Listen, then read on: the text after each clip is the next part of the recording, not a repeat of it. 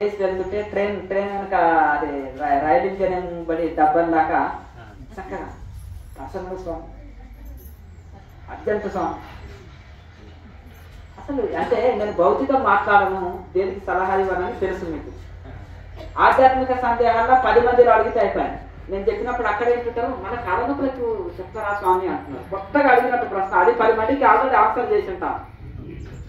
ఎట్లుండాలంటే చూసినామంటే కాల్చి రావాలి, హనుమంతుడు లాగా ఉండాలి, ఏకలవ్యుడు లాగా ఉండాలి, చెట్టు దాపునే ఉండి విద్యను మొత్తం నేర్చుకున్నాడు. మరి ఇంకో క్వశ్చన్ అడగొద్దు. కాలనొప్పులకు చెప్పిందంటే దానికి మెడిసిన్ చెప్పిండు, ముద్ర చెప్పినాము, అన్ని చెప్పినాము. ఇంకా అదే కాపీ పేస్ట్ అదే దృష్టిలో పెట్టుకోవాలి. వీడియోలో కూడా హెల్త్ టిప్స్ అని పెట్టినాం. షుగర్కు, బీపీకి, కాలనొప్పులకు, కంటి సూపుకు అన్ని ఎన్నో పెట్టినాను హెల్త్ టిప్స్ అని. సింపుల్ గా మనం ఆహారంలో మార్పు చేసుకోవాలి, ఏ కూరగాయలు తినాలి, రోగం వస్తే ఎటువంటి ఆహారంలో మార్పు చేసుకోవాలి, అలాగే మనం ఏ ముద్ర వేయాలి, ఏ మూలికలు వాడాలి, ఇవన్నీ చెప్పినాం ఆల్రెడీ. చెప్పండి. మందార పూలని మిక్సీలో వేసుకొని కాస్త కొన్ని నీళ్లు పోసి తిప్పేస్తే అయిపోయింది, జ్యూస్ అయిపోతుంది. ఏది కట్టవలసిన అవసరం, తాగితే లోపలనే అదే వడగట్టిపోతుంది లోపలిది. ఇంకా బెల్లం వేసుకో టేస్ట్ కోసం, అంతేనా? తాగేయాలని అంతే. ఇక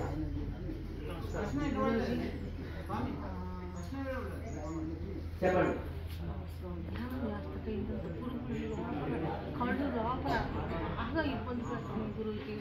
ఎంతకాలం నుంచి చేస్తున్నా ధ్యానం? మొదటిసారిగా కాదు, అట్లా కాదు. మీరు ఈ ఆధ్యాత్మిక ధ్యానంలోకి వచ్చి ఎంతకాలం అయింది? ఇక్కడ క్రియాయోగంలోకి వచ్చింది కానీ గతంలో ఏమైనా ధ్యానం చేశారా? ఏం పూజలు చేసారా? మొదటిసారి ఆధ్యాత్మికంలోకి వచ్చారు. ఏం కన్ఫ్యూజ్ కావచ్చు, మొదటి రోజే కదా. ఇప్పుడు మొదటి రోజే నేను ఏది దిద్దలేకపోతున్నా అంటే చిన్నపిల్లవాడికి దిద్దడానికి కూడా ఆ చేయి తిరుగుతుందా? మొదటి రోజు తినడానికి వస్తుందా? ఎక్కడికే వస్తా చేతి తిరుగుతుందా? ఏం కాదు, మీరు ఇక్కడ ఉండేది తీసేసుకోండి, డిలీట్ చేసుకోండి, ఖాళీగా పెట్టుకోండి గుర్రాన్ని. మీరు ఏం భయపడవలసిన అవసరం లేదు. చచ్చిపోయేదాన్ని గురుజీ, ఇక్కడి నుంచి ప్రాణం తీశారు, దిగిపోయారు. ఏం కాదమ్మా. రాత్రి పూట మామూలుగా పనుకుంటారని తెల్లారేపాటికి అలా నోరు తెచ్చి ఉంటుంది, నోరు పెంచగట్టిపోయి ఉంటుంది, నోట్లో నుంచి ప్రాణం. మాటలు వినిపిస్తాయి గురువుజీ. మీరు నన్ను ఎట్లా మాట్లాడుతున్నారు నాతోటి, అలాగే నువ్వు ఎలా పోతావు క్రియాయోగాశ్రమానికి చూస్తాం అని నన్ను ఎన్ని ఆటంకాలు కలిగించారు. నేను ఎంతో అవస్థలు పడి ఇప్పుడు 10 రావడం గొప్ప కాదు, సాధన చేయడం గొప్ప. ఇంటికి వెళ్ళి బాగా ప్రాక్టీస్ చేసుకోండి. ఇందాక ధ్యానం చేస్తుంది, గొంతు వస్తున్నారు గురుజీ, అప్పుడు ఏం చేయాలి? ఏం కాదు తల్లి, మీరు ఏంటి కంటి మొదటి రోజు వచ్చారు కదా, ఇంత లిస్ట్ జరిగితే ఎట్లా? కనీసం 1 నెల రోజులు ప్రాక్టీస్ చేయి, తర్వాత నీ ఎక్స్పీరియన్స్ చెప్పి అర్థమైందా? ఏమి కాదు, నువ్వు సాధన చేస్తుంటే అన్ని సెట్ అయిపోతాయి. అర్థమైందా? అన్ని సమస్యలు పోతాయి. అర్థమైందా? ఆరోగ్య సమస్యలు పోతాయి, భయం, పిరికితనం, ఈ టెన్షన్ అవన్నీ పోతాయి. మరి 2 నెలలు అయితే నీవే నవ్వుకుంటావు. నాకు చాలా విచిత్రమైన ప్రశ్నలు స్వామీజీని అడిగితే నువ్వు అన్నిటికంటే భయపడుతున్నావు. అర్థమైందా? ఆ భయం తీసి పక్కకెట్టు. వివేకానంద స్వామి ఏమంటాడు? నువ్వు భయపడుతున్నావా, అసలు భూమి మీద బతికే హక్కు లేదు అంటాడు. అవునా? ఏమి కాదు తల్లి, నువ్వు ధ్యానం చేసుకో, మంచి సంకల్పం పెట్టుకుని ధ్యానం చేసుకో. అన్ని నువ్వు భయం తీసేయి మొదలు. అర్థం కదా? భయం తీసేయి. ధ్యానం చేస్తే నీకు మనో ధైర్యం పెరుగుతుంది, ధైర్యం వస్తుంది. అట్లా అన్ని భయాలు దూరం అయిపోతాయి. అజ్ఞానంలో ఉన్నప్పుడు ప్రపంచంలో అన్ని భయాలు, అన్ని టెన్షన్స్ వచ్చి అజ్ఞానం మీద వాళ్తాయంట. అవునా? ఎవరైతే సాధన బాగా చేస్తుంటారో వాళ్ళలో ఉండే అన్ని భయాలు వెళ్ళి ఎవరైతే ఆ ధ్యానం చేయరో వాళ్ళ మీద పోయి వాళ్తాయి. అర్థంగా? ఎందుకంటే ఆ భయం అనేది ఇక్కడ తావు లేదు. టెన్షన్ కి, భయానికి, ఆందోళనకి తావు లేదు. అర్థంగా? ఆ భయం, ఆందోళన, టెన్షన్స్ సాధన చేయని వాళ్ళ మీద వాడుతుంటుంది. అజ్ఞానం ఎక్కడ ఉంటుందో ఆ భయానికి, టెన్షన్స్ కి అక్కడ తావు ఉంటుంది. ఎక్కడ జ్ఞానం ఉంటుందో అక్కడ వాటికి స్థానం లేదు. అర్థం కదా? కాకులు ఎక్కడ ఉంటాయి, ఎంగిల్ వస్తువులు ఎక్కడ ఉంటాయి అక్కడ పోయి వాళ్తాయి. పావురాలు ఎక్కడ ఉంటాయి, నూకలు ఎక్కడ ఉంటాయి అక్కడ వాళ్తాయి. అంశాలు ఎక్కడ ఉంటాయి, తామర కులం ఎక్కడ ఉంటుందో మానస సరోవరంలో విహరిస్తుంటాయి. అర్థమైందా? దయాభూతాలు ఎక్కడ ఉంటాయి, తమో గుణస్తులు పిరికి వాళ్ళ దగ్గర అజ్ఞానుల దగ్గర వచ్చి వాళ్తాయి. అర్థంగా జ్ఞానుల దగ్గర అది వాళ్ళు వాటికి స్థానం లేదు. అంతేనా? ఈగలు దోమలు ఎక్కడ ఉంటాయి? మురికి ఎక్కడ ఉంటారో మురికి నీటి గుంటల దగ్గర ఈగలు దోమలు ఉంటాయి. తేనెటీగలు ఎక్కడ ఉంటాయి? పువ్వులు మకరందంలో ఉంటాయి. అర్థమైందా? ఇక్కడ సాధన చేసుకునే వాళ్ళ దగ్గర ధైర్యము, విశ్వాసము, ఆనందము, ఆరోగ్యము, శాంతి ఇవి చోటు చేసుకుంటాయి. వీటికి స్థానం ఉంటుంది. భయానికి, టెన్షన్కు, ఆందోళనకి తావు లేదు. అర్థమైందా? అవన్నీ వెళ్ళిపోతాయి. ధైర్యం ఉండు, సాధన బాగా చేసుకో. మంచిది, శుభం.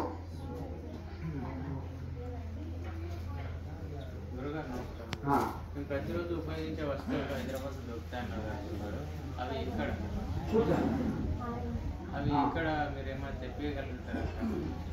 ప్రతిరోజు ఉపయోగించే వస్తువుల్లోనే అలాంటి చెప్పారు కదా, డాండ్రఫ్ కోసం ఆయిల్ అలాంటివి అది బయట దొరుకుతాయి. ఇక్కడ తెప్పిస్తే అందరూ ఆశ్రమవాసులు మందుల షాప్ ఎట్లా ఉంటాం? మేము ఏదైనా చేస్తే దానం చేస్తాం. అర్థమైంది కదా? ఒక మందుల పెట్టెలు తీసుకురండి. ఉత్తరికి ఉన్నాయి లీలావతమ్మ, ఆమెకు మందుల పెట్టెలు తెచ్చింది. ముసలోళ్లకు ఆరోగ్య సమస్యలు అంటే ఏంటో తెలుస్తుంది. అర్థమైనా? అది ఆ షాంపూలు అవి ఇక్కడ లేవు, బయట ఉంటాయి. ఆయుర్వేద ప్రోడక్ట్ లో ఉంటాయి. కొంతమంది పోయినట్టున్నారు. అయ్యా మందుల పెట్టెలు ఇక్కడ తీసుకురాకపోతే సూతం ఏమేమో. మేమేం చేసేదన్నా ఇక్కడ పంచేదే ఉంటుంది. అర్థమైంది కదా? మళ్ళీ ఇక్కడ ఒక పెద్ద దుకాణం పెడితే ఎట్లా? అదేం తప్పు కాదు సార్ అనుకుంటా. చెప్పండి. వేదాన్ని పాటిస్తే మోక్షం వస్తుంది. వేదం మనిషి జీవన విధానం. అది ఒక మతానికి సంబంధించింది కాదు. వేదం అనేది ధర్మం. వేదం అనేది ధర్మం. అందరూ మానవాళి, ప్రపంచ మానవాళి అందరూ ఆచరించదగిన ధర్మం. జంతువులు వాటి ధర్మాన్ని చక్కగా ఆచరిస్తున్నాయి. దోమలు వాటి ధర్మాన్ని ఆచరిస్తున్నాయి. ఎక్కడ మోరీలు ఉన్నాయో అక్కడనే ఉంటాయి. అక్కడ గాడిద ఎక్కడ గరక ఉందో అక్కడే ఉంటుంది. అవునా? పక్షులు ఎక్కడ చెట్లు ఉన్నావో అక్కడే ఉంటాయి. వాటి జంతువులు వాటి వాటి ధర్మాన్ని అవి పాటిస్తున్నాయి. ఒక మనిషే తన ధర్మాన్ని పాటిస్తలేదు. అన్ని చదువుకున్నాడు, అన్ని పీజీలు పిహెచ్డీలు చేసిండు. మన చిలక దగ్గర పోయి చిలకమ్మ నాకు శాస్త్రం చెప్పు, నా జాతకం చెప్పు అంటున్నాడు. అది పాపము పీజీ పిహెచ్డీలు చేయలేదు, చదువుకోలేదు, వివరమాలు కూడా రావు. కానీ అట్టి చిలక దగ్గరికి వెళ్ళి పిహెచ్డీలు చదివి పెద్ద పెద్ద ఆఫీసర్ హోదా ఉంది. చిలకమ్మ నా జాతకం చెప్పు అంటున్నాడు. అంటే నేను దేని మీద ఆశ లేదు. 4 గింజలో పండు కాయన దొరికితే కడుపు నింపుకుంటున్నా. రేపటికి ఆశ లేదు. చెట్టు గుహలోనే నేను తల దాచుకుంటున్నా. నాకు ఆశ లేదు, మమకారం లేదు. హాయిగా విహరిస్తున్నా. ప్రకృతిని చూసి ఆనందపడుతున్నాను. ప్రకృతికి నష్టం కలిగిస్తలేను. రేపటి గురించి ఆలోచిస్తలేను. దాచుకునే గుణం లేదు. అంటే వీళ్ళెవరు పాటిస్తలేరు వేదాన్ని అంటే వాళ్ళకు వేదం అందుబాటులో లేదు స్వామి. ఒక తర్వాత విషయం అది. కానీ ఇది ఈ విధంగా మనిషి కనీసం మానవుడికి కావాల్సిన జీవన విధానం ఒకటి ఉంది. అది వేరే విషయం. ఎందుకంటే స్కూళ్ళలోనే ఉండాలి. ఈ గురుకులాల్లో సబ్జెక్ట్ ఉండాలి. స్కూళ్ళ నుంచి రావాలి. కానీ అక్కడ కూడా అది కొంత కారణమే. తల్లిదండ్రులకే తెలియకపోతే పిల్లలు ఏం నేర్పుతారు, అది కూడా కొద్ది కారణమే. కానీ మనుషులకు కూడా నేను మారాలి, నేను హ్యాపీగా జీవించాలి, ఏ ప్రకారంగా జీవిస్తే నేను సంతోషంగా ఉంటాను. ప్రతి జీవి ఆనందాన్ని కోరుకుంటుంది. కానీ నేను ఎలా జీవిస్తే ఆనందంగా జీవిస్తాను, నేను ఎలా ఉంటే హ్యాపీగా ఉంటాను. నాకు శాంతి లేదండి, స్వామికి శాంతి లేదండి, నాకు ఆనందం లేదండి, నాకు ఆనందం కావాలి అంటున్నాడు. సంపద లారీల కొద్ది డబ్బులు ఉన్నాయి, ఏం చేస్తాను, నాకు శాంతి కావాలండి, నాకు ఆనందం కావాలండి అని అంటున్నాడు. అంటే ఇన్ని రోజులు డబ్బులు ఆనందం కలుగుతుందని డబ్బు కోసం పరిగెత్తారు. అందులో ఆనందం లేదని తెలుసుకున్న తర్వాత అప్పుడు శాంతి కోసం పరిగెత్తుతున్నారు. ఆ డబ్బులన్నీ బీదవాళ్ళకి దానం చేస్తే అంత శాంతి, పుణ్యం పెరుగుతుంది కదా బాగా. అంతేనా కదా? మరి ఎక్కడో వెళ్ళకక్కడ లేదు. ఆ చుట్టుపక్కలనే ఉంటారు, మస్తు ఉంటారు. సిటీలో ఉన్నారనుకోండి, హోమ్లెస్ పీపుల్స్ చాలా మంది ఉన్నారు. వాళ్ళు బెటర్. ఎందుకంటే రోడ్ల పక్కన చిన్న చిన్న కుటీరాలు వేసుకొని వాళ్ళు బర్త్డే చేసుకోరా, మ్యారేజ్ డే చేసుకోరా, ఫంక్షన్స్ చేసుకోరా, సాయంత్రం వస్తే రౌండ్గా కూర్చొని పచ్చడమైనా కానీ ఆనందంగా కబుర్లు చెప్పుకుంటూ తింటారు. అవునా? ఎంత సరదాగా జోకులు వేసుకుంటూ తింటుంటారు ప్రశాంతంగా. వాళ్ళ జీవితంలో ఆనంద క్షణాలు లేవా? ప్రతి జీవితంలో ఆనంద క్షణాలు ఉంటాయి. ఆనందం అనేది సంపదలో లేదు, ఆనందం అనేది బయట లేదు, ఆనందం అనేది లోపలే ఉంది. అందుకనే యమనియమాలు చెప్పింది సంతోష, ఎల్లప్పుడూ సాధకుడు సంతోషంగా ఉండాలి. సంతోషం లేని వానికి భూమండలం రాసిచ్చినా సంతోషం లేదు. సంతోషం బయట వస్తువులతో రాదు. అందుకని ఎప్పుడు హ్యాపీగా ఉండడం అలవాటు చేసుకోవాలి. హ్యాపీగా ఉండడం అలవాటు చేసుకుంటే ఏ చింత లేదు, ఉన్నదాంతో తృప్తిపడి హ్యాపీగా ఉండడం అలవాటు చేసుకుంటే ఇంకా ఏ చీకు చింత లేదు. అంటే దీనిలో నాకున్న బాధ ఏంటంటే వేదంలో ఖచ్చితంగా వివాహం చేసుకోవాలని ఉందా సార్? అది నీ మానసిక స్థితిని బట్టి చేయరాదు. నువ్వు ఎలాగైనా అంటే నీకు ఒక ఫ్రీడమ్ ఇస్తుంది వేదం. కాకపోతే ఒక క్రమశిక్షణ, ఒక డిసిప్లిన్ జీవితం నీకు చెప్తుందే తప్ప నువ్వు ఇలాగే ఉండాలని మాత్రం చెప్పవు. అంటే చెప్తుందంట వివాహం చేసుకున్న వాళ్ళకి మోక్షం వస్తుంది, లేకుంటే లేదు అని. అది అజ్ఞానులు పలికే మాటలు, గుర్తుపెట్టుకో. నేను చెప్తాను చూడండి, అది అజ్ఞానులు పలికే మాటలు. ఇప్పుడు శంకరాచార్య బ్రహ్మచర్య వ్రతములు పాటించారు, ఆయనకు మోక్షం లేదా. వివేకానంద స్వామి, దయానంద సరస్వతి, నారాయణ స్వామి, శివానంద సరస్వతి, చిన్మయానంద సరస్వతి ఇలా చెప్తే నేను 1000 మంది పేర్లు ఆపకుండా చెప్తాను. కనుక ఈ విధంగా వాళ్ళు ఒక పెళ్లి చేసుకుంటేనే మోసం వస్తారంటే వెంటనే 4 పెళ్లిళ్ళు చేసుకుంటారు. ఒక పెళ్లి కాదు, అర్థమైంది కదా. అది అజ్ఞానంతో, అంటే దాని శాస్త్రం అవగాహన లేక పలికే మాటలు. అందుకనే వేదంలో కూడా చెప్పిందే, భగవద్గీతలో వేదంలో చెప్పిందే, కొత్తదేం కాదు. అయితే బ్రహ్మచర్యము, గృహస్థము, వనప్రస్థము, సన్యాసం అని మనిషి జీవితం 4 మెట్లుగా ఉంటుంది. 4 మెట్లుగా ఉంటే బ్రహ్మచర్యం నుంచి గృహస్థంలోకి వెళ్ళొచ్చు, డైరెక్ట్ సన్యాసంలోకి వెళ్ళొచ్చు. అతనికి స్వేచ్ఛ ఉంటుంది. మీరు ఏ సబ్జెక్టు తీసుకోవాలనేది, సైన్సా, మ్యాథమెటిక్సా, ఏం తీసుకోవాలనేది నీకు ఫ్రీడమ్ ఉంటుంది. ఇంజనీరా, డాక్టరా, ఏ కోర్సులు దేని కావాలనేది నీకు ఫ్రీడమ్ ఉంటుంది. నేను దేనికి అనుకుని, నేను డాక్టర్ చదవగలుగుతానా, నేను ఇంజనీర్ కాగలుగుతానా, నేను కలెక్టర్ ఐఏఎస్ కాగలుగుతానా, అది నీ చదువు మీద ఆధారపడి ఉంటుంది, నీ శక్తి మీద ఆధారపడి ఉంటుంది. కానీ ఒకరు బలవంతంగా రుద్దితే రుద్దేది కాదు. కనుక ఒకరు ఆ పనిని హార్డ్ వర్క్ అయినా ఆనందంగా చేస్తారు, ఒకరికి చాలా చిన్న పని అయినా చాలా కఠినంగా చేస్తారు. అంటే ఇష్టమైన పని కష్టం కాదు. కనుక వాళ్ళకు ఆ సంస్కారం చేత వాళ్ళ ఆశ్రమం ఎంచుకుంటారు. ఇంకా గృహస్థ ఆశ్రమం నుంచి కూడా మళ్ళీ వనప్రస్థం నుంచి సన్యాసం, అలా మెట్లుగా ఉంటుంది. అయితే శంకరాచార్యులు ఒక శ్లోకం రాశారు, దాన్ని పట్టుకొని అందరు వాడుతారు. అదే శ్లోకం నేను చెప్తాను. అదేంటంటే, ఇప్పుడు అంటే ఎందుకంటే నీకు నేను ఒక ఇంజనీర్ కావాలి, నేను ఒక డాక్టర్ని కావాలి, నేను ఒక కలెక్టర్ని కావాలి, నేను ఒక ఋషిని కావాలనే సంకల్పం లేకపోతే నువ్వు ఆ పని చేయలేదు. చాలా మంది ఏమంటారంటే, ఇది మన అట్లా ఆ విధంగా, అలాగే నీవు వాళ్ళ ఆ పనిని వాళ్ళు ఇంట్రెస్ట్గా ఇది చేస్తారు. అయితే దానికి సంబంధించింది శంకరాచార్య ఒక శ్లోకమే రాశారు. అంటే నీకు మోక్షం కావాలనే కోరిక లేకపోతే నువ్వు మోక్షం కోసం ప్రయత్నం చేయాలి. ఇంజనీర్ కావాలని కోరిక లేకపోతే ఇంజనీర్ కోసం ప్రయత్నం చేయాలి.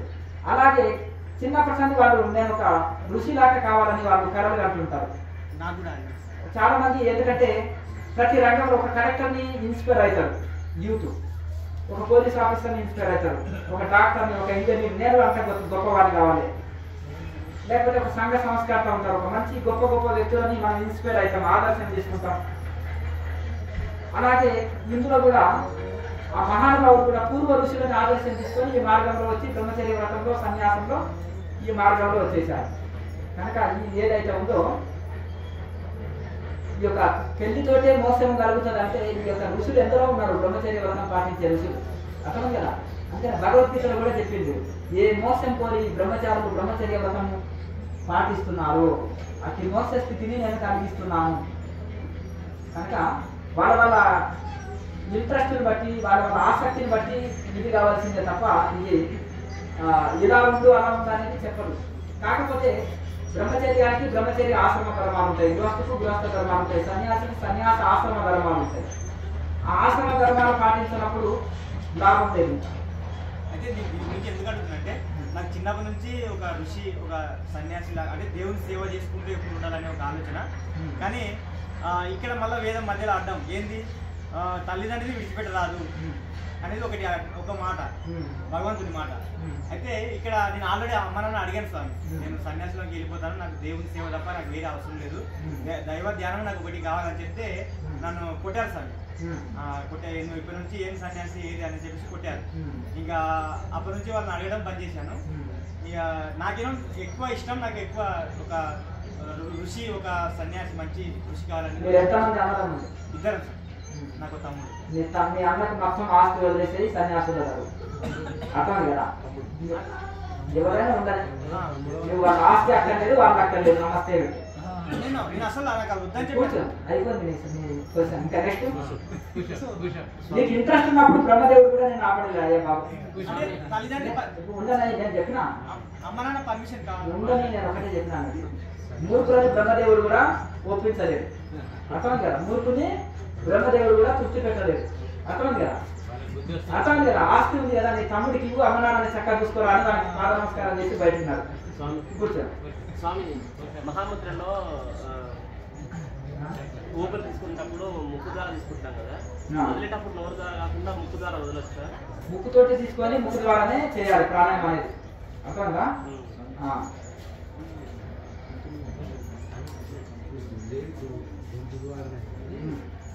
అది క్యాన్సర్ బ్లడ్ శుద్ధి లేక అట్లా వస్తుంది. ఆకుకూరలు బాగా తీసుకోవాలి, ఏమైనా సరే ఆకుకూరలు బాగా తినాలి. నాన్ వెజ్ ఎట్టి పరిస్థితుల్లో తీసుకోవద్దు, వైన్ ఎట్టి పరిస్థితుల్లో తీసుకోకూడదు, శాకాహారాన్ని తీసుకోవాలి. ఆకుకూరలు బాగా తినాలి, క్యాన్సర్ కంట్రోల్ వస్తుంది, రక్తం శుద్ధి అవుతుంది ఆకుకూరలతో. నెక్స్ట్ ఆహార నియమాలు వీడియోలు, 100 వీడియోలు పెట్టినా వినండి, చూడండి, ఇది చేయండి, అట్లా కదా. మరి అట్లా ఎంత తినాలి, ఏది తినాలి, ఎట్లా తినాలి అనేది ప్లేలిస్టులో చూసుకోండి, అన్ని సందేహాలు తెలుసుకోండి.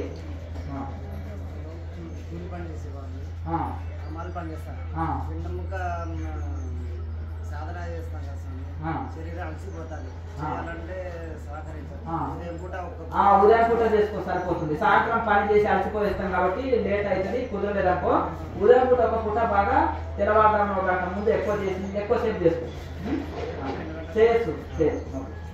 వెళ్తున్నారా? మంచి పనులు ఉంటే ఇక్కడ పెట్టేసి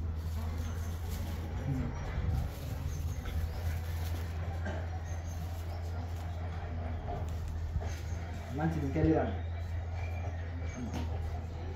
మంచిది. అమ్మగారు కూడా చేస్తున్నావా? మెల్లమెల్లగా అట్లే చేయండి. సంతోషం.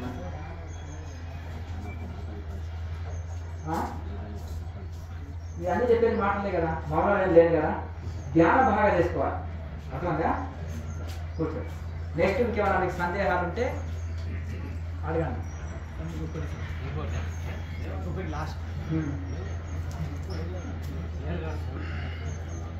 స్వామి, ఈ సృష్టిలో భగవంతుని విషయంలో చాలా తారతమ్యాలు. ఒకరు అది అంటారు, ఒకరు అల్లా అంటారు, ఒకరు యేసు అంటారు, ఒకరు ఏమో రకరకాలుగా చెప్తారు స్వామి. ఇట్లా చెప్పడం వల్ల కన్ఫ్యూజన్ అనేది జరుగుతుంది స్వామి. ఇప్పుడు ఒక ఆయన మీరు అన్నం అంటున్నాడు, ఒక ఆయన భోజనం అంటున్నాడు, ఇంకొక ఆయన ఖానా అంటున్నాడు, ఒక ఆయన రైస్ అంటున్నాడు, అట్లా మీల్స్ అంటున్నాడు, అవునా? ఇంకొక ఆయన రకరకాలుగా భాషను బట్టి ఇంకా ఎన్నో ప్రపంచంలో ఎన్ని భాషలు ఉన్నావో రకరకాలుగా ఉన్నాయి. ఒకే రకమైన భోజనం కదా. నీళ్ళని రకరకాలుగా పేర్లు పిలుస్తున్నారు, ఉదకము, నీరు, పాని, మావు, ఎన్నో రకరకాలుగా పేర్లతోటి వాటర్, అన్ని ఎన్ని పేర్లు పిలిచినా ఒకటే నీళ్ళు కదా. మరి పేర్లు వేరు పెట్టుకొని రకరకాలుగా అదే భగవంతుని పేర్లు వేరు ఫైట్ చేస్తున్నారు, పేర్లు వేరుగా పిలువబడి ఫైట్ చేస్తున్నారు. వాళ్ళ ఉద్దేశంతో పేరు ఇంపార్టెంట్ కాదు, ఒక దైవ శక్తి ఉంది అనేది ప్రతి ఒక్కరి నమ్మకం. పేరు ఇంపార్టెంట్ కాదు అక్కడ. ఇవన్నీ మనుషులు తయారు చేసుకున్నారు. ఇప్పుడు ఒకటే భగవంతుడికి సహస్రనామాలు అంటాం, విష్ణుమూర్తికి, శివుడికి, రాముడికి, కృష్ణుడికి సహస్రం అంటే 1000 పేర్లతోటి పిలుస్తాం. 1000 పేర్లు ఆయనవే, అంటే ఆయన గుణాలు, ఆయన లక్షణాలు, ఆ అవతారం యొక్క గొప్పతనాన్ని మనం 1000 పేర్లుగా పిలుస్తున్నాం. 1000 పేర్లలో ఏదైనా ఆయనకి సంబంధించింది. అలాగే భగవంతుడికి అనంతమైన పేర్లు ఉంటాయి, రకరకాల పేర్లతో పిలువబడిన ఆ భావన అనేది గొప్పది. ఇప్పుడు నువ్వు వాటర్ అన్నా, ఆయన నీళ్ళన్నా, ఇది ఇంకొక ఆయన ఒక్కొక్క పేరు పెట్టినా ఆ నీళ్లు తాగితే దాహం పోతుంది అనేది ఆ భావన ఏదైతే ఉందో అది సత్యము, అంతేనా కదా? ఆ భగవంతుడు సత్యము, జగత్ మిథ్య. ఆ సత్యం అనేది అది మాత్రమే సత్యము, నిత్యము, శాశ్వతం అనేది ఆ భగవంతుడు అనేది మాత్రము సత్యం. ఆ భగవంతుడికి రకరకాల పేర్లు పెట్టినాం, ఇంతే భేదం. ఇంకా ఇది వేరు అది వేరు అనేది ఇప్పుడు హైందవుల్లో కూడా మళ్ళీ ఇది పొడుగు నామము, ఈయనది అర్థం నామము, ఈయనది ఇంకొక ఆయన అమ్మవారి భక్తుడు, విష్ణు భక్తుడు, శివుడి భక్తుడు, ఇంకా రకరకాలుగా కాట్లాడుతున్నారు. అర్థమైంది కనుక ఈ గొప్ప మహనీయులు నవ్వుకుంటారు చిన్నపిల్ల వాళ్ళలాగా. అర్థమైంది కదా? చిన్నపిల్లలు రకరకాల కొత్త పేర్లు పెట్టి ఇది అట్లా అనిపిస్తుంది. కనుక ఇంట్లో ఏం కన్ఫ్యూజ్ కావాల్సిన అవసరం లేదు. భగవంతుడు ఉన్నాడు అనేది సత్యము, ఆయనకు పేర్లు వేరు వేరు పెట్టుకున్నారు. ఆ భగవంతుడు మాత్రం ఒకటే. ఆ భగవంతుడి 3 భాగాలు ఎత్తి సృష్టి స్థితి లయ చేస్తున్నారు, వాళ్ళే త్రిమూర్తులు అంటున్నాం. అంతే. ఆ భగవంతుడే 3 అవతారాలు ఎత్తి 3 పనులు చేస్తుంటే 3గా విభజిస్తే సృష్టి స్థితి లయాలు చేస్తున్నారు అంటున్నాం. అంతే కదా? అదే భగవంతుడు ఇప్పుడు ఒక ఆయన ఉన్నాడు, ఒక పోలీస్ ఆఫీసర్, ఇంటికి వస్తే యజమాని, ఒక భార్యకు భర్త, పిల్లలకి తండ్రి, అర్థం కదా? ఒకరికి మనవడు. మరి ఇన్ని పాత్రలు ఎట్లా పోషిస్తున్నాడు? ఒకే మనిషి ఇన్ని పాత్రలు పోషిస్తున్నాడు కదా. మరి భగవంతుడు కూడా ఒకే భగవంతుడు సృష్టి స్థితి లయాలు చేస్తున్నాడు. మా భర్త అనేమో ఈయనంటుంది, మా సార్ అనేమో ఆఫీసర్లు అంటున్నాడు, మా తండ్రి అనేమో పిల్లవాడు పిలుస్తున్నాడు. ఒకే మనిషిని ఇన్ని పేర్లు పిలుస్తున్నాడు అని. ఒక ఆమె భర్త అంటుంది, ఒక ఆయన ఓ పిల్లవాడు ఒక తండ్రి అంటున్నాడు, ఒక ఆయన మా సార్ అంటున్నాడు. అంతేనా? మా కొడుకు అని ఇంకొక వృద్ధులు అంటున్నారు, మా అల్లుడు అని ఇంకొక వృద్ధులు అంటున్నాడు. మరి ఒకటే మనిషిని ఇన్ని పేర్లు పెట్టి పిలుస్తున్నారు ఏంటి? స్థాన భేదాలని బట్టి ఒకే భగవంతుడికి సృష్టి చేసినప్పుడు బ్రహ్మ అంటున్నారు, పోషించినప్పుడు విష్ణువు అంటున్నారు, లయం చేసినప్పుడు శివుడు అంటున్నారు. అంతేనా కదా? కనుక ఆ విధంగా ఆ ఒకే భగవంతుడికి రకరకాల స్థాన భేదాన్ని బట్టి ఆ పరిస్థితులను బట్టి ఇన్ని రకాలుగా మనం పిలువబడుతుంది. అయితే ఈ మనుషులు సృష్టించుకున్న పేర్లు ఇన్ని రకాలు స్వామి, ఈ మనుషులు ఇన్ని రకాలు సృష్టించుకుంటారు. అవి పక్కేటండి. మీరు సాధన చేసిన వాళ్ళు కదా, మహాత్ములు కదా, మీ ఉద్దేశం ప్రకారంగా నిజమైన దేవుడు అతని యొక్క ఆరాధన, ఆ ఆరాధన చేస్తే మనకు ఇట్లా మోక్షం వస్తుంది అని మీరు చెప్పండి. నేను ఇంత పిల్లవాడు అన్నప్పుడే ఒక పాట రాసుకున్నా. చాలా రోజులు అయింది కనుక, అంటే ఇది మన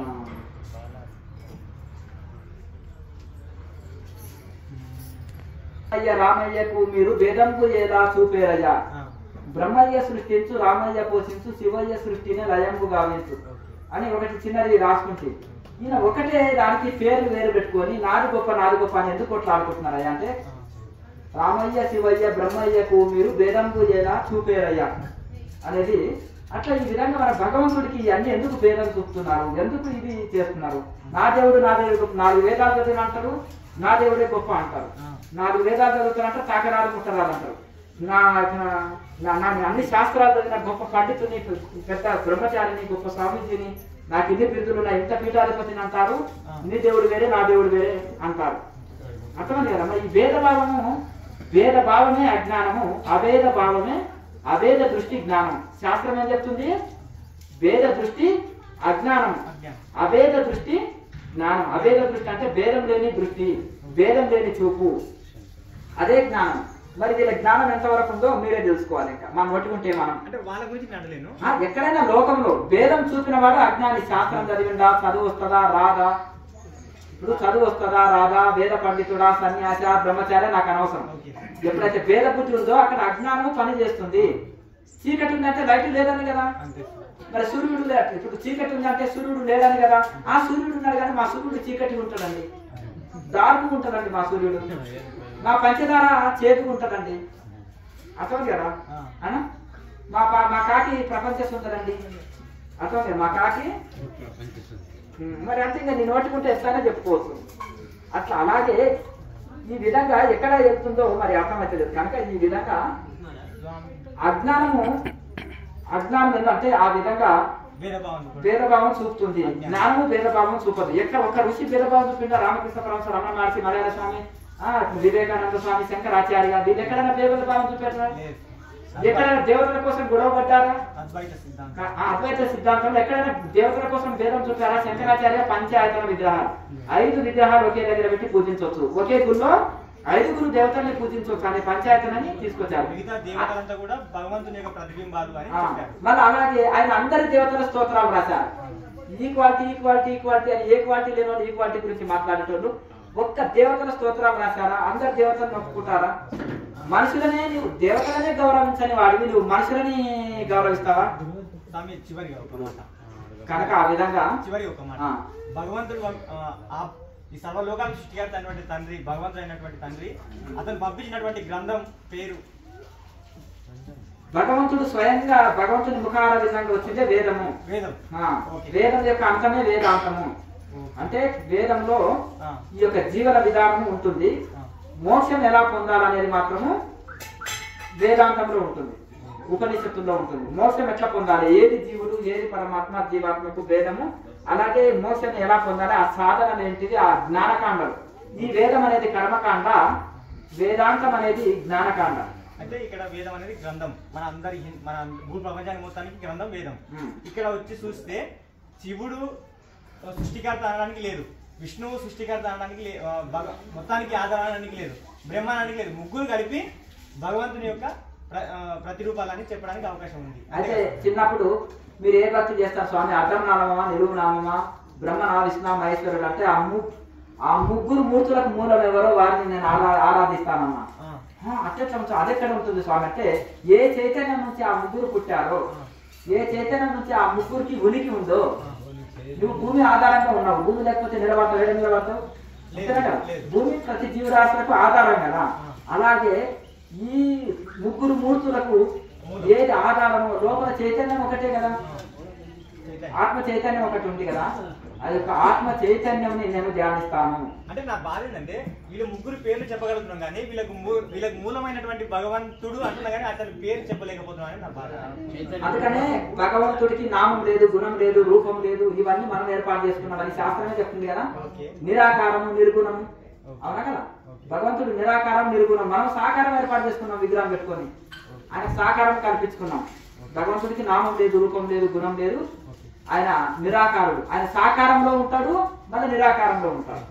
ఆయన సాకారంలో రాగలుగుతాడు, నిరాకారంలో ఉండగలుగుతాడు. నువ్వు ఏ విధంగా ఆరాధించినా ఆయన వలన మేలు పొందుతావు. ఇప్పుడు విష్ణువుకు పూజించిన మోక్షం వస్తుంది. అన్ని నా రూపాలే. కృష్ణ పరమాత్మ ఏమన్నాడు? విశ్వ విరాట్ స్వరూపంలో సమస్త దేవి దేవతలను చూపించాడా? చూపించేమన్నాడు? ఏ దేవతను పూజించినా నా వలనే నువ్వు మేలు పొందుతావు. ఏ దేవతను పూజించినా నన్ను పూజించినట్టే నీవు తప్పకుండా. ఇప్పుడు చెట్టు మొదలున్న నీళ్లు పోసినావు, నీళ్లు పోస్తే చెట్టు కొమ్మ కొమ్మ తడపనక్కర్లేదు. అలాగే ఆ యొక్క మూల విశ్వ విరాట్ అయిన భగవంతుడిని మనము ఇది చేస్తే ప్రతి దేవి దేవతని పూజించనక్కర్లేదు, అందరికీ అది చెందుతుంది. నీవు ఏ భావన అనేది ఇక్కడ గొప్పది. భేద భావం వదిలి నేను భగవంతుని ఆరాధిస్తున్నాననే భావనతోటి నువ్వే భావనతోటి ఆరాధించినా ఆ యొక్క మూల విశ్వ విరాట్కే అందుతుంది. అంటే ఇప్పుడు మామూలుగా సపోజ్ ఒక ఎల్లమ్మ దేవత ఉంది, ఆమెకు పూజించిన మోక్షం వస్తుందా సార్? ఇక్కడ చూడండి, దేవతల్లో కూడా తమో గుణస్తులు భూత ప్రేత పిశాచాలకి పూజిస్తారు, రజో గుణస్తులు యక్ష రాక్షసులకి పూజిస్తారు, రావణాసురుని కూడా పూజించేటోళ్ళు ఉన్నారు. పొలిటికల్ లీడర్లకు కూడా పూజ చేసేటోళ్ళు లేదా, గుడి కడతారు. సినిమా యాక్టర్లకు కూడా పూజలు చేస్తారు, అగరబత్తీలు కొబ్బరికాయలు కొట్టేటోళ్ళు ఉన్నారు. కనుక ఆ విధంగా వాళ్ళ గుణాన్ని బట్టి సాత్వికమైన వాళ్ళు సాత్వికమైన దేవతల్ని పూజిస్తారు. ఎప్పుడే కానీ ఏ దేవతల్ని ఆరాధించాలి అనడానికి వస్తే వేదం ఏం చెప్తుందంటే సాత్విక దేవతల్ని ఆరాధించమని చెప్తుంది. సాత్వికమైన దేవతలు అర్థమైంది కదా. ఇంకా నేను జంతు బలులు ఇస్తాను, ఇది ఇస్తాను, అది ఇస్తాను అనేది అది తమో గుణ రజోగుణ దేవతల కిందికి వస్తారు. సత్వగుణ దేవతలని ఇప్పుడు పంచభూతాన్ని కూడా మనం దేవతలుగా పూజిస్తాము. సూర్యుని పూజిస్తున్నాము, నీరుని, గంగాని పూజిస్తున్నాము, భూమిని పూజిస్తున్నాము, భూ పూజ చేస్తాము. ఈ పంచభూతాలు మనకు సేవ అందిస్తున్నాయి, నిస్వార్థంగా ప్రతిఫలం కోరకుండా సేవ అందిస్తున్నాయి. ఇప్పుడు లైట్ బిల్లు కట్టాలంటే ఎంత చూడు, గాలికి రెంట్ కడుతున్నామా, సూర్యుడికి రెంట్ కడుతున్నామా, భూమికి రెంట్ కడుతున్నామా? లేదు కదా. కనుక ఈ విధంగా పంచభూతాలు మనకు ఎంతో సర్వీస్ అందిస్తున్నాయి. అర్థం కదా. నువ్వు అడవిలో పోయి ఉంటావు, రెంట్ కడతావా అక్కడ? అదే నా బాధ. అలాగే ఈ యొక్క సమస్త దేవి దేవతల్ని మనం ఆరాధిస్తున్నాము. ఇది ఒక్కటి సార్, మరి డేంజర్లో ఉన్నాను. నేను విష్ణు పరమాత్మను పూజిస్తున్నాను ఎక్కువ, ఆయన తప్ప వేరే ఎవరు లేని ఆ నామం ఒక్కడే పూజిస్తున్నాను. కానీ మా ఇంటి దేవత ఎల్లమ్మ ఏం చేస్తుందంటే నాకు మధ్యలో అడ్డం రావడం, కొంచెం శారీరకంగా ఇబ్బంది పెట్టడం. ఎందుకు అని అంటే నాతో ఎందుకు వస్తలేవు నువ్వు అని అంటే నేను విష్ణువు తప్ప ఎవరిని పూజించడానికి మొక్కున్నాను స్వామి. ఆమె మధ్యలో కొన్ని ఆటంకాలు. అది నీ మానసిక స్థితి, అవన్నీ పక్కకు పెట్టేసి సాధనలో ముందుకెళ్ళు. అర్థమైంది కదా, మనం పెరిగిన పెంపకాన్ని బట్టి ఆ గతంలో అక్కడ ఫీల్డ్ ఉంటాయి, కొన్ని మూఢ నమ్మకాలు, కొన్ని మూఢ విశ్వాసాలు, కొన్ని భయాలు, కొన్ని ఆందోళనలు, కొన్ని టెన్షన్స్ తోటి పెంచబడ్డాం. మనం సామాన్యంగా పెంచలేదు. మన తల్లిదండ్రులు జ్ఞానులు కాదు, అజ్ఞానులు. నేను ఆధ్యాత్మికంగా ఉంటేనే లాగి వెంపకాయ కొట్టారు మీ తల్లిదండ్రులు, అవునా? అంటే మరి అంత అజ్ఞానులు ఉన్నారు. అలాగే గొప్ప గొప్ప మహానుభావులు ఉంటే దాన్ని అర్థం చేస్తాడు. అదే రాముడికి వైరాగ్యం వచ్చింది, వశిష్ఠుడిని ఎవరిని పిలిచారు, అతడు ఏ స్థితిలో ఉన్నాడు వైరాగ్యం ఉంటాడు. ఇప్పుడు రోగం వచ్చింది, డాక్టర్ని పిలుస్తారు. అలాగే వశిష్ఠుని పిలిచిన ఆ కుమారుని యొక్క పరిస్థితి ఏంటిది చూడండి, లేక కలిగాడు, ఇతను మరి ఇట్లా సన్యాసిని అయితే అంటున్నాడు అన్నప్పుడు వశిష్ఠుడు వచ్చేసి నాడు బట్టి చూశాడు వైరాగ్యం ఏ స్థితిలో ఉంది, ఏ స్థాయిలో ఉంది. అప్పుడు దానికి బోధ చేశాడు, ట్రీట్మెంట్ చేశాడు. అర్థమైందా? అట్లా ఆ గుర్తుపట్టే తల్లిదండ్రులు ఉంటే దాన్ని ఇది చేయగలుగుతారు, మిగతా వాళ్ళు దాన్ని అవగాహన చేయరు. మూఢనమ్మకాలతో పెంచింది కాబట్టి అందులో ఫిక్స్ అయిపోయి అట్లే ఉంటారు. అర్థమైందా? ఇప్పుడు గొప్ప గొప్ప వాళ్ళు, ఇప్పుడు శివాజీ చక్రవర్తి ఒక వీరుని అందించింది ప్రపంచానికి వాళ్ళ తల్లి, అర్థమైంది కదా? అలాగే ఇంకా గొప్ప గొప్ప వాళ్ళు ఎంత ఇది అంటే ఇప్పుడు వాళ్ళ తల్లిదండ్రులు గొప్ప భక్తులై ఉంటారు. వివేకానంద స్వామి తల్లి, ఆయన తల్లి పేరు తీసే వరకు ఆనంద భాషలు రాలేవాళ్ళు, ఎందుకంటే పరమ భక్తురాలు, ఆయన మంచి సంస్కారంతో పెంచింది. ఇది ఉంది. ఇప్పుడు రామకృష్ణ పరమహంస ఫ్యామిలీ చూడండి, రమణ మహర్షి ఫ్యామిలీ చూడండి, వాళ్ళ తల్లిదండ్రులు ఏదో రకంగా పూర్వపుణ్యం చేస్తేనే ఆ మహనీయులు అక్కడ పుడతారు, ఉట్టిగా పుట్టారు. కానీ కనీసము ఆ తల్లికి ఎంతో సంస్కారం ఉంటుంది. చదువు రాకుండా, చదువు అవసరం లేదు, పీజీ అక్కర్లేదు. ఒక యోగి జన్మ తీసుకున్నాడంటే ఆ తల్లి చాలా సంస్కారవంతులు అయి ఉంటుంది. చాలా సంస్కారం అంటే మరుమాంసాలు తీసుకోరు, అర్థమైంది కదా? అలాగే ఒక సంస్కారంగా ఉంటుంది, పాతకాలం పద్ధతుల్లో ఉంటారు, అర్థమైంది కదా? ఇప్పుడు ఆ విధంగా అది అటువంటి ఎంచుకుంటారు. చదువులు వచ్చా అనవసరం ఉండదు, చదువులు వచ్చినా కానీ సంస్కారం లేకపోతే చదువులు వచ్చిన వాళ్ళంతా ఆడవాళ్ళు కూడా మద్దు బాటిల్ ఫుల్ బాటిల్ కొడతారు, 4 పెట్టెలు సిగరెట్ తాగటం లేదా? సాఫ్ట్వేర్ కల్చర్ నడుస్తుందా? నడుస్తుంది. ఇప్పుడు నాకు జన్మ ఇచ్చిన తల్లి ఉంది, అర్థమైంది కదా? మధు మాంసాలు తీసుకోరు, శాకాహారి, అర్థమైంది కదా? భక్తి కలిగి ఉన్నది, సంస్కారం ఉంది. ఎద్దుల బండి ఉంటాయి కదా వ్యవసాయ కుటుంబంలో, ఎద్దుల బండి కూడా ఎక్కదు, పాదచారి అయిపోతుంది, చెప్పులు కూడా వేసుకోవచ్చు, అర్థమైందా? పల్లెటూరులో ఆకు వేసుకుంటారు కదా, తమలపాకు అది ఆకు ఒక్క నవ్వుతారు, లేదు. కళ్ళు సీస తాగుతారు కదా పల్లెటూరులో, లేదు. అర్థమైందా? మరు మాంసాలు తీసుకోరు, సంస్కారం ఇదే. చదువుతో సంబంధం లేదు, పీజీ పిహెచ్డీలు అక్కర్లేదు, అవసరం. హెల్పింగ్ నేచర్, అర్థమైంది కదా? హెల్పింగ్ నేచర్, దానము, దయా దాక్షిణ్యము కలిగి ఉండడం, ఉన్న దాంట్లోనే నలుగురికి పెట్టడం, అందరిని ఆదరించడం, అర్థమైందా? ఇవన్నీ క్వాలిటీస్ ఉంటాయి వాళ్ళలో. నెక్స్ట్ ఇంకా ఎవరైనా ఆధ్యాత్మికంలో మీకు ఏమైనా సందేహాలు ఉంటే అడగండి. మౌనవ్రతం ఉన్నప్పుడు సంజ్ఞలతో మాట్లాడచ్చు, వ్యవహారాలు తగ్గించుకుంటేనే చాలా మంచిది. ఏదో 1-2 సైగలతోటి, ఇంకా పొద్దు స్నానం సైగలతోటి ఉండకుండా ముందు రోజే మనం మౌనం ఉంటామన్న ముందు రోజే అన్ని పనులు నెరవేర్చుకోవాలి. అన్ని పనులని పూర్తి చేసుకొని మౌనం ఉంటే చాలా మంచిది. చాలా మంది మౌనం అని ఇంత పెద్ద లిస్టులు రాస్తుంటారు, ఇక పెన్ను పేపర్స్ అంతా పెన్నే అయిపోగలుగుతారు, దాంతో లాభం లేదు, అర్థమైందా? కనుక సాధ్యమైనంత వరకు ముందు రోజే పనులు అన్ని పూర్తి చేసుకొని చేస్తే చాలా మంచిది. ఏదన్నా అత్యవసరం ఉంటే ఏదన్నా సరిగా చేయాలి, దానికి ఏం పెద్ద ఇది లేదు. కానీ అదే పనిగా పూర్తి వ్యవహారాలు తగ్గించుకోవాలన్నమాట. వ్యవహారాలు పెట్టుకోవద్దు మౌనం ఉన్నప్పుడు, కష్టమవుతుంది. ఒక ముక్కలో చెప్పేది గంట సేపు ఎక్స్ప్లెయిన్ చేయడానికి ఇలా మూగవాడి సైగలు దాకా అంటారు. ఆ మూగవాళ్ళ కన్నా సైగలు వస్తాయి, మూగవాడు అర్థం చేసుకుంటాడు, భాష ఉంటుంది వాళ్ళకు కూడా, అంతేనా కదా? గుడ్డి వాళ్ళకు కూడా లిపి ఉంటుంది. కానీ మనం లేక సైగల అభ్యాసం లేని వాళ్ళు ఇలా అంటే వాళ్ళు ఇంకోలాగా అర్థం చేసుకొని, వీళ్ళు ఇంకోలాగా అర్థం చేసుకొని, నోరు ఉంది కదా బాగానే చెప్పొచ్చు కదా, అంతేనా కదా? అందరూ అనుకో అట్లా ఈ అన్ని సమస్యలు ఎక్కువ వస్తుంటాయి.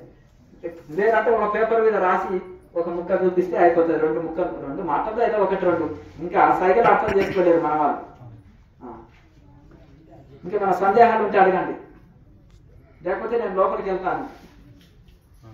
శ్వాస మనం తీసుకునేటప్పుడు స్వామి పూర్తిగా మనం ఇక్కడ భూమధ్య మందు పెట్టినా కూడా సహస్రారంలోకి గాలి పోతుంది, స్పందన జరుగుతుంది. ప్రాణాలు చక్కగా తాగినప్పుడు ఆ యొక్క శరీరంలో కదలికలు కనిపిస్తుంటాయి మనకు. ఎక్కడెక్కడ శ్వాస ప్రవేశిస్తున్నట్టు, ఎక్కడెక్కడ ఇది అవుతున్నట్టు ఆ భావన కలుగుతుంది. అప్పుడే అక్కడికి వెళ్ళదు, కానీ ఆ కదలికలు వస్తుంటాయి. కదలికలు వస్తుంటాయి. ఎక్కడ దృష్టి పెట్టి ధ్యానించిన, రైట్ మెడిటేషన్ చేసినప్పుడు కొన్ని చక్రాల్లో కదలికలు వస్తుంటాయి. కదలికలు వస్తుంటాయి. ఒక వారం రోజులు సాధన చేస్తే కూడా వస్తాయి. మౌనవ్రతం వల్ల ఏ రకంగా మనకు శక్తి వస్తుంది? మౌనవ్రతం వలన ఇప్పుడు ఫోను ఫుల్ ఛార్జింగ్ పెట్టినావు, స్విచ్ ఆఫ్ చేసి పెట్టినావు, బ్యాటరీ ఖర్చు అవుతుందా? కాదు కదా. అలాగే ఎనర్జీ ఖర్చు కాదు, టైం వేస్ట్ కాదు. మౌనంలో ఉన్నారనుకో నేను ఎవరు డిస్టర్బ్ చేయరు, అంతేనా? చేస్తారా? ఇప్పుడు నేను మౌనంలో ఉంటే మీరు అందరూ వస్తుందిరా, స్వామి పోతే ఏదో మాట్లాడడు, ఇంకా ఊరికే స్వామి స్వామి అంటే ఏం పలకడు, ఊరికే చూస్తాడు, అంతేనా కదా? మూగవాడి లాగానే అయిపోతుంది కదా, అవునా? అందుకనే నేను ఇంతవరకు గతంలో చాలా సంవత్సరాలు మౌనం పాటిస్తుంటే ఎవరు రాకపోయాను నా దగ్గరికి. అర్థమైందా? మాటలు లేవు, ముచ్చట్లు లేవు, పలుకు లేవు, సైగలు లేవు, పేపర్ లేదు, రాత లేదు, పూత లేదు, ఎవరు రాకలేదు. చాలా సంవత్సరాలు అంటే చాలా సంవత్సరాలు మౌనం పాటించిన, అవునా? కనుక అప్పుడు ఏ వ్యవహారాలు లేవు, అక్కడికి ఎవరు రారు. నేను జాతకాలు చెప్తా, పంచాంగాలు చెప్తా, మీకు రోగాలకు సమస్యలు చెప్తా, లేకపోతే మెడిసిన్ రాసిస్తా, లేకపోతే మీకు యోగం చెప్తా, లేకపోతే మీ ఆధ్యాత్మిక సందేహాలు తొలగిస్తా, నాకేదన్నా తెలుసు నేను చెప్తానంటేనే ఏకపడతాను. దానికి సంబంధించిన వ్యక్తులు. కిరాణా షాప్ ఉంటే దానికి సంబంధించిన, వజ్రాల దుకాణం ఉంటే దానికి సంబంధించిన వ్యక్తులు, అంతేనా కదా? ఇప్పుడు జాతకాల పంచాంగాలు అంటే మన పల్లెటూరు వాళ్ళు వేరే ఉంటారు. పరిష్కారాలు అంటారు కదా, సమస్యల పరిష్కారాలు అంటే ఇప్పుడు అందరూ అన్ని రకాల వాళ్ళు వస్తున్నారు, సంపన్నులు బీదవాళ్ళని తేడా లేకుండా. కానీ పల్లెటూరులో ఎక్కువ వస్తారు అప్పుడు, అంతేనా? ధ్యానం చేయాలి అంటే దీనికి సంబంధించిన వాళ్ళు వస్తారు, అంతేనా? కనుక ఇప్పుడు ఒకప్పుడు ఆ దుకాణం ఉంటే అది బంద్ అయిపోయింది, అంతేనా? 2014 నుంచి టోటల్ చేంజ్ చేసి పడేసింది, అర్థమైంది కదా? ఆ కోరికలు ఎన్ని నెరవేరినా ఇంకో ఈ పెద్ద లిస్ట్ ఉంటూనే ఉంటారు. మారుతారంటే మార్పు ఉండదు. అదే సాధన చేసిన వాళ్ళు మారుతారు. స్టార్టింగ్ లో కోరికలతో వచ్చిన ఆరోగ్యం మంచిగా ఉండాలను, కొన్ని సమస్యలతోటి ధ్యానంలోకి వచ్చిన కొన్ని రోజులు ధ్యానం చేయంగా శాంతి లభించి మారుతారు. వాళ్ళు మారుతుంటారు. కానీ వీళ్ళు మాత్రం మారరు. కోరికల వాళ్ళు కేవలం కోరికల కోసం వచ్చినాం అనుకోండి, రామాయణం అంతా అయిన రాముడు సీతేమ అయింది అన్నట్టు, స్వామి ఉపన్యాసం అంతా బాగానే అయినా కానీ నేను చెప్పిన సమస్య ఏదో కానీ చెప్పండి స్వామి, అదొకటి నాకు ఉండవే బాబు, నేను ఉదయం వచ్చి లైన్లో ఉన్నా స్వామి, నాకు చెప్పినాకనే నేను చెప్తాను, అంతేనా కదా? అంత విన్నాక కూడా, వేదాంతం అంతా విన్నాక కూడా, సరే స్వామి అది ఉండని తర్వాత కానీ నేను అడిగిన ప్రశ్నకు జవాబు చెప్తాను. అల్లము బెల్లము నములుకొని తినండి, అలాగే జీలకర్ర కానీ వాము కానీ ఇవన్నీ కూరల్లో బాగా వేసుకుంటే కఫము తెమడ ఇటువంటిది ఉండదు. అదే అది పోతుంది.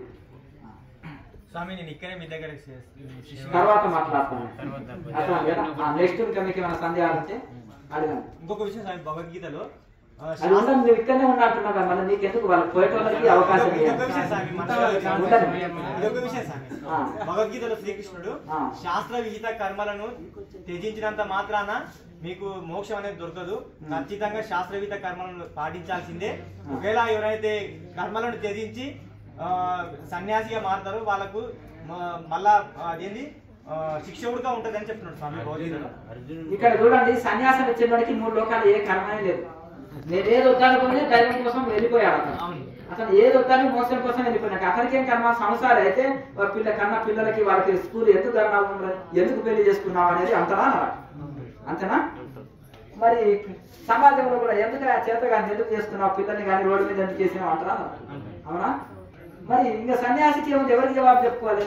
తల్లిదండ్రులను నొప్పిస్తే అయిపోయి చెప్తా చూడండి, తల్లిదండ్రులు నొప్పిస్తేనే సన్యాసం తీసుకున్నాడు, ఉట్టిగా ఏం కాదు కదా. అప్పుడే ఒప్పుకోరు వాళ్ళు, ఒప్పుకుంటారా?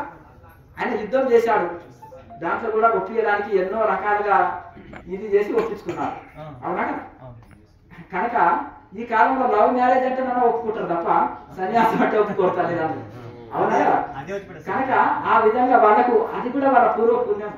ఒప్పుకున్నారంటే తల్లిదండ్రులు అంత ఈజీగా ఒప్పుకోరు, టైం పడుతుంది. కొద్దిగా టైం పట్టినాక మెల్లమెల్లగా ఒప్పియాలి, మెల్లమెల్లగా తెలివి వాడాలి. అక్కడ తెలివి మీద వెళ్ళాలి. ఇప్పుడు వివేకానంద స్వామి తల్లిదండ్రులు ఒప్పుకున్నారా, శంకరాచార్య తల్లిదండ్రులు ఒప్పుకున్నారా? టైం పట్టిందయ్యా, అప్పుడే ఒప్పుకోరు, టైం పడుతుంది.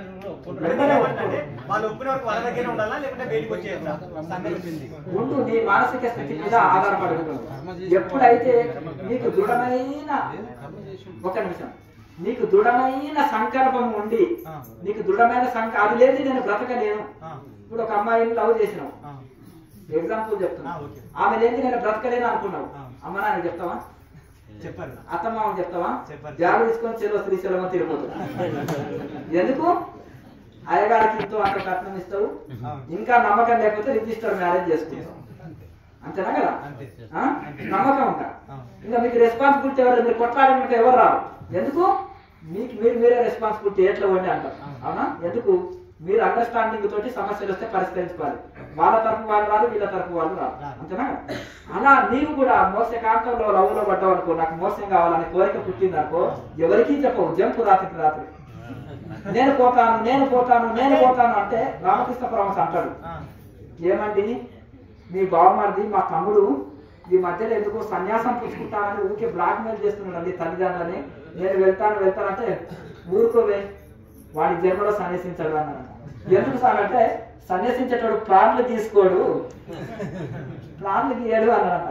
మరి ఎట్లుంటదండి అంటే ఇంకా చెప్పకుండా వెళ్ళొస్తాను ఇంకా నేను అని అర్థం కదా, బుధం మీద తవాలు వేసుకొని ఇంకా వెళ్ళేసేస్తాను, ఇంకా జన్మలో నీకు కనిపించాలని వెళ్ళాడంట. ఇదే సన్యాసం అంటే ఇట్లా వెళ్ళాలని చెప్పింది అంత. అర్థమైందా? కానీ భగవంతుడి మాటకు అదురుకోవాల్సి వస్తుంది. దానికి ఏమి లేదయ్యా, నేను ఒకటే చెప్తున్నాను, తల్లిదండ్రుల ఆస్తి వాళ్ళకే వదిలేయాలి, నీవేమి స్వీకరించాలి. చెప్తా చూడండి, ఈ తమ్ముడు అన్నను ఉంటే నా భాగం కూడా నీవే తీసుకొని తల్లిదండ్రులను చివరి దేశంలో మంచిగా చూసుకో అని చెప్పాలి. అర్థం? వినే తల్లిదండ్రులు ఉంటే మెల్లగా దువ్వాలి, వాళ్ళని మెల్లగా ఇది చేయాలి, ప్రసన్నం చేసుకోవాలి. ఇంకా వినప్పుడు వాళ్ళ ఆస్తి తీసుకోకు, వాళ్ళ ఇది తీసుకోకు. నీకు బలంగా నీ మీద తలరాత ఉంటే ఎవరు ఆపలేరు, బ్రహ్మదేవుడు కూడా ఆపలేరు. 2 రోజులు బాధపడతారు, 3వ రోజు సరేలే ఉండని ఇంకా వాడి తలరాత అట్లే ఉందని శాంతికి వస్తుంది. ఈయన వైరాగ్య స్థితి వాళ్ళ తల్లిదండ్రులకు ఎంత స్థాయిలో ఉన్నదని తెలియదు. అంటే ఇక్కడ పెద్ద విషయం ఏంటంటే తల్లిదండ్రులు నాకు పెద్ద విషయం కాదు, వాళ్ళకి చెప్పకుండా రాగలను. కానీ శ్రీకృష్ణుడు ఏం చెప్తున్నాడు అంటే ఎవడు కూడా శాస్త్రవిహిత కర్మలను త్యజించరాదు. త్యజిస్తే ఆయన మాట కాదు, ఆయన మాట మాట్లాడకండి. ఎవడు కూడా నాకు అర్థమైంది, ఇంకెక్కువ స్టోరీ చెప్పనక్కర్లేదు. ఇక్కడ చూడండి, కృష్ణ పరమాత్మ వైరాగ్యము సరిగా లేకుండా సోమరితనంతో ఇదేదో హాయిగా ఎవరన్నా ఇంత అడుకొని తినొచ్చు, హాయిగా ఏమి చేయనక్కర్లేదు, యాత్రలు తిరుగుతూ ఎవడన్నా అయా సన్యాసి అని షాప్లో చుట్టూ తిరిగి అడుకొని తినొచ్చు, వేయించుకొని ఇంత అన్నం పెడతారని ఆ సోమరితనంతో కర్మలు వదిలేస్తే దోషం. కానీ నీవు ఈ విహిత కర్మలు వదిలేదంటే దానికంటే గొప్ప తపస్సు చేస్తున్నావు. నువ్వు డిగ్రీలో కూర్చున్న 1వ తరగతితో నీకేం సంబంధం? అర్థం లేదు. ఈ సన్యాసం అంటే తపస్సు కోసం సన్యాసించడం అనుకోండి, నువ్వు తపస్సు చేస్తే ఈ అగ్నిహోత్రము, పూజలు, సంధ్యావందనం ఇవన్నీ నీకెందుకు? అక్కర్లేదు. అది బ్రహ్మచర్య ఆశ్రమంలో అవసరం. నువ్వు డైరెక్ట్ సన్యాసంలో చెప్పాయినాక నీకు ఏ కర్మలు లేవు 3 లోకాలు. అర్థమైందా? తపస్సు ఒకటి చేసుకోవచ్చు. ఆ తపస్సులో నిన్ను నిమగ్నమైనాక ఇంకా నువ్వు ఇంకా ఇవన్నీ అనుకో, నువ్వు అమృతమే తాగినాక ఇంకా మిగతా భోజనాలు నీకెందుకు? అర్థమైంది కదా? ఆ విహిత కర్మలు గృహస్థుల కోసం గృహస్థ ధర్మాలు చెప్పారు, సన్యాసుల కోసం ఈ యొక్క బ్రహ్మచారుల కోసం బ్రహ్మచారి. అసలు సన్యాసి అగ్ని కర్మ కూడా చేయొద్దు, యజ్ఞం కూడా చేసే హక్కు లేదు. భూ సన్యస్తమయ భువ సన్యస్తమయ అని అంటాడు. నేను భూమిని సమస్తం పంచభూతాలని నేను సన్యసిస్తున్నాను, నాకు ఇంకేం లేదు. తన పిండం కూడా తను పెట్టుకుంటాడు, ఎవరు పెడతారో పెట్టరు అని. నా 7 తరాలకు పిండాలు పెడతాడు, తల్లి సంతతి సమస్తానికి పెట్టేస్తాడు. అసలు సన్యాసి అంటేనే దయ్యమయ్య బాబు, సన్యాసి అంటేనే దయ్యం. దయ్యం అంటే ఎట్లా? తనకు తాను పిండం పెట్టుకున్నవాడు దయ్యమా కదా? అంటే నేను కూడా చనిపోయినాను, నేను కూడా చనిపోయినానే పిండం పెట్టుకుంటాడు కదా. మరి నేను కూడా చనిపోయినాను పిండం పెట్టుకుంటే దయ్యమా కదా? అర్థమైంది కదా? అందుకనే ఒక పెళ్లికి కూడా సన్యాసి ఎదురు రావద్దు అంటారు. ఎందుకంటే పెళ్లి కొడుకు వైరాగ్యం వచ్చి వాడు సన్యాసిస్తే కష్టం అంటారు. ఈ మధ్యలో ఏం చేస్తున్నారంటే 10 లక్షలు ఇస్తే అక్షింతలు వేసేస్తున్నారు సన్యాసులు, పక్క నుండి పెళ్లి చేస్తున్నారు. ఒరే నాయన, నువ్వు అసలు అందరూ సన్యాసులు అయ్యేటట్టు చూస్తావా? నీవే అక్షింతలు వేసేసి ఇంకా బాగా ఉండండి, కొట్లాడుకోండి, తన్నుకోండి బాగా. మనం మనశ్శాంతి లేకపోతే రాండి, మన నాకు ఫీజులు వస్తాయి ఆశ్రమానికి. మీరు ఇంతకుముందు చెప్పినట్టు వేదంలో వాక్యము బ్రహ్మచర్యం. ఇప్పుడు ఒక చూడండి, సన్యాసికి ఉండేది వేదాంతం, వేదం కాదు. అర్థమైంది కదా? వేదము చెప్తా చూడండి, వేదము కర్మకాండలు అది సన్యాస గృహస్థుల కోసం, బ్రహ్మచారుల కోసం, వనప్రస్థుల కోసం. సన్యాసికి వేదాంతం అహం బ్రహ్మస్మి శివోహం స్థితిలో ఉంటాడు. ఇంకా నాకు ఏది అక్కర్లేదు, ఇక ఆత్మనే పరమాత్మ అనే స్థితిలో అతను అద్వైత సాధనలో ఉంటాడు. భేద దృష్టి ఉండదు, ఇంకా అవధూత స్టేజ్ లో ఉంటాడు. అతనికి ఏది అక్కర్లేదు, విచారణ, ధ్యానం, యోగం, ఇంకా నిరంతర సాధనలో తపస్సులో నిమగ్నమైన వారికి 3 లోకాల్లో చేయదగిన కర్మలు లేవు. అతనికి ఏది లేదు, చేస్తే లాభం లేదు, చేయకపోతే నష్టం లేదు. కాకపోతే వాళ్ళ గురువులు కానీ దైవాజ్ఞ వినాలన్నా వినాలి, గురువుల ఆజ్ఞ వినాలన్నా వినాలన్నా. వివేకానంద స్వామికి ఏ కోరిక లేదు, కానీ వాళ్ళ గురువు ఆజ్ఞ వెళ్ళి సమాజ సేవలోకి వచ్చిండు. పరమహంస యోగానంద వాళ్ళ గురువు ఆజ్ఞ కోసం వచ్చాడు. దైవ ఆజ్ఞ అంటే గుర్తొచ్చింది, వేదంలో భగవంతుడు అదే చెప్తున్నాడు, ఖచ్చితంగా బ్రహ్మచర్యము గృహస్థాశ్రమము అంటే ఖచ్చితంగా పెళ్లి చేసుకోవాలి అని చెప్తున్నాడు వేదంలో. నువ్వు అర్జునుడివి, నేను కృష్ణుడు. ఎందుకంటే ఓ అర్జున, అజ్ఞానిలాగా ఉన్నావు, జ్ఞానిలాగా మాట్లాడుతున్నావు, అంతేనా కదా? యుద్ధం చేస్తే చచ్చిపోతారు కదా, చంపితే పాపం వస్తుంది కదా, అంతేనా? ఇది వస్తుంది అది వస్తుంది అంటే అందుకనే ఏమంటారంటే అజ్ఞానిలాగా ఉండి జ్ఞానిలాగా మాట్లాడుతాడు, వాదిస్తాడు పైగా, అవునా కదా? విపరీతంగా వాదిస్తాడు. కృష్ణుడు సైలెంట్ గా ఉంటాడు. మొదటి అధ్యాయంలో అయితే నిష్టే జరుగుతాడు, సైలెంట్ ఉండి ఇక 2వ అధ్యాయంలో బాంబులు వేస్తాడని, అవునా కదా? అసలు నీ శరీరమే కావు, నువ్వు ఆత్మస్వరూపానివే, నీకు ఏమీ లేదు అంటాడు, అవునా కదా? అసలు మొదటికే కట్టిపడే అజ్ఞానాన్ని సమూలంగా కొట్టేస్తాడు. మరి స్వామి 2వ అధ్యాయంలో జ్ఞానం చెప్పి మళ్ళీ కర్మయోగం చేయమంటాడు. 3వ అధ్యాయం అంటే నానే ఆ కర్మయోగం లేదు, నీకు జ్ఞానయోగం లభించాలి. గృహస్థుడివి కదా, నీ కర్తవ్యం. ఇప్పుడు సన్యాసి జ్ఞానయోగంలో ఉన్న తర్వాత ఉపనిషత్తులని అనుసరిస్తాడు, వేదాంతాన్ని అనుసరించినప్పుడు అతనికి ఈ కర్మకాండలతో సంబంధం లేదు. కానీ ఇక్కడ భగవంతుని ఆజ్ఞ అని చెప్తున్నాడు. ఆజ్ఞ అంటే ఏ ఆజ్ఞ? సన్యాసికి సన్యాస ధర్మాలే అతనికి భగవంతుడి ఆజ్ఞ. భగవంతుడు ఆజ్ఞేశాడు. ఇప్పుడు చిన్నపిల్లవాడికి పెద్ద టేబుల్ నెత్తిన పెట్టరు కదా, ఈ పుస్తకం ఆడబెట్టు నాన్న అంటది తల్లి, అవునా? చిన్నపిల్లవాడికి చిన్న పనే కనుక ఈ యొక్క సన్యాసికి సన్యాస ధర్మాలు చెప్తుంది, ఆ వేదములనే రాయబడ్డాయి. అతను ఆ ధర్మాలు పాటిస్తే అయిపోయాయి. ఇప్పుడు నువ్వు ఇంటర్మీడియట్ లో ఉన్నావు, నువ్వు సైన్స్ సబ్జెక్ట్ తీసుకున్నావు, దాని మీదే వెళ్తావు. ఆ సోషల్, మ్యాథమెటిక్స్, ఇంగ్లీషు, హిందీ ఇవన్నీ 6 సబ్జెక్టులు ఎందుకు చదవకపోతే దోషం కదా అంటే, వరి నాయన స్కూల్లో 6 సబ్జెక్టులు ఉన్నాయి, నువ్వు పిహెచ్డీ చేసేటప్పుడు ఒకటే సబ్జెక్ట్ మీద ఒకటే నోట్బుక్ ఒకే పెన్ను పట్టుకొని స్టైల్ గా వెళ్తావు, క్లాసు వింటావు, ఒకటే సబ్జెక్ట్ లో డీప్ గా పిహెచ్డీ చేస్తావు. ఇక నీకు ఈ సబ్జెక్టులు అవసరం లేదు, అవునా కదా? ఇప్పుడు నువ్వు ఒక డాక్టర్ ఉన్నాడు, ఒక ఆయన గుండె తీసుకుంటాడు, ఒక ఆయన కిడ్నీ తీసుకుంటాడు, ఒక సబ్జెక్ట్ మీద డీప్ గా పిహెచ్డీ చేస్తాడు, సర్జనిస్ట్ అవుతాడు, ఇది అవుతాడు. మరి ఈ సబ్జెక్టులన్నీ నీకు అక్కర్లేదు. వేదాంతం మీద ఇప్పుడు సన్యాసికి ఈ యొక్క వేదాంతం ఉంది కదా, వేదాంత ఆకలి ఉన్నవాడు అన్నం తినుటకు అర్హుడు, దాహం ఉన్నవాడు నీరు తాగుటకు అర్హుడు. వేదాంతానికి వైరాగ్య పురుషులు అర్హుడు, వైరాగ్యం లేనివాడు వేదాంతం చదువుటకు అర్హుడు కాదు. ఒకవేళ ఆకలి లేని వాడికి అన్నం పెడితే ఏం చేస్తాడు? చల్లేస్తాడు కదా, పారేస్తాడు కదా. అలాగే వేదాంతానికి ఎవరు అర్హులయ్యా అంటే వైరాగ్యంలో ఉన్నవాళ్ళు.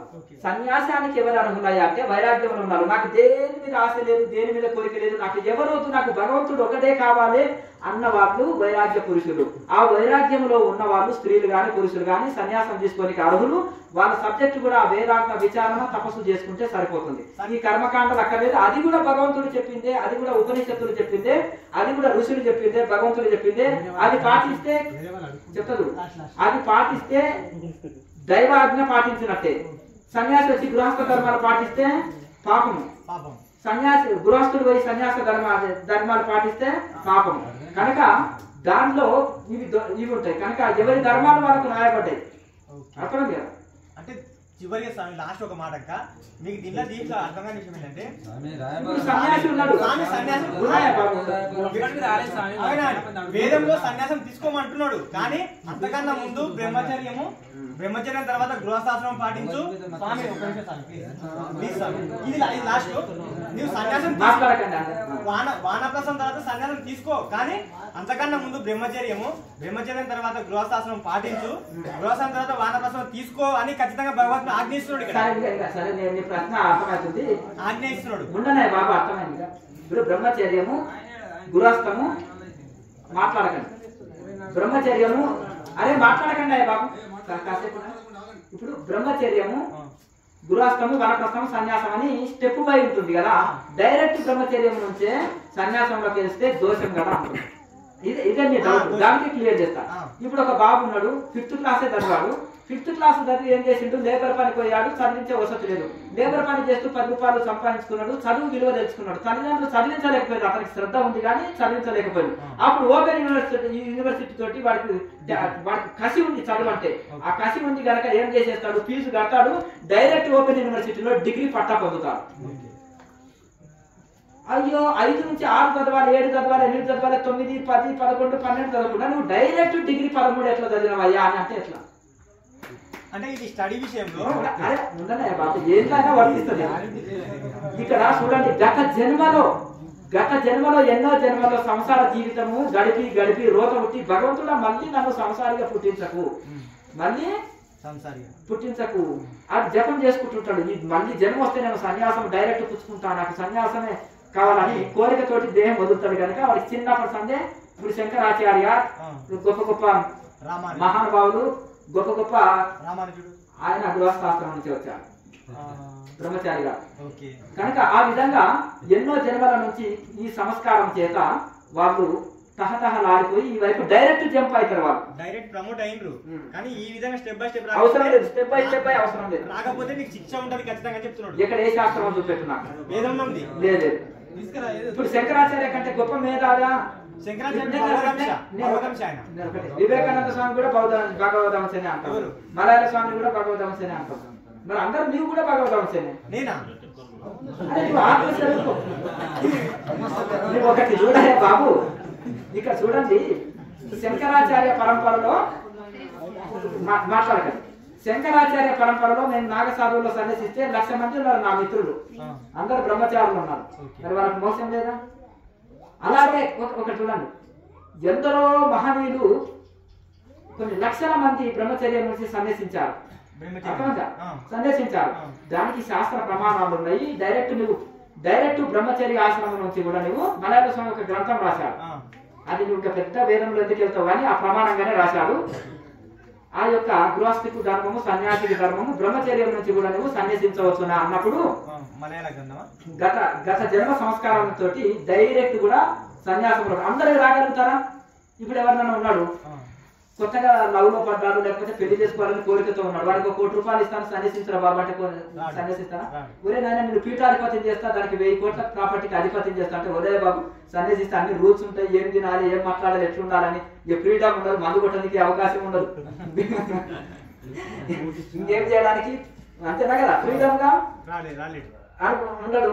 నాకు అసలు అది నచ్చని నేనే 1 కోటి రూపాయలు ఇస్తాను తప్పుకోవాలి బాబు అంటాను, అంతేనా నన్ను డిస్టర్బ్ చేయకంటాడు. అట్లా ఆ సంస్కారము, ఆ యొక్క శ్రద్ధ ఉన్న వాళ్ళకి ఆ మార్గంలో వెళ్తారు. కనుక ఆ యొక్క అంత ఈజీగా అందరూ సన్యసించారు, గుర్తుపెట్టుకో. మరి అందరూ సన్యసిస్తారా? మీరు చెప్పింది మలయాళ గ్రంథం, కానీ మలయాళ గ్రంథం కాదా బాబు, మలయాళ స్వామి కూడా రాశారు. నీవు ఒకటి చూడు, నాకు ఏం చెప్పకు, ఆ గ్రంథం తీసుకొచ్చినాక నేను మాట్లాడతాను. ఇంకా ముందు వాదన చేయకు. ఒక నిమిషం చూడు. మనుస్మృతి ఉంది.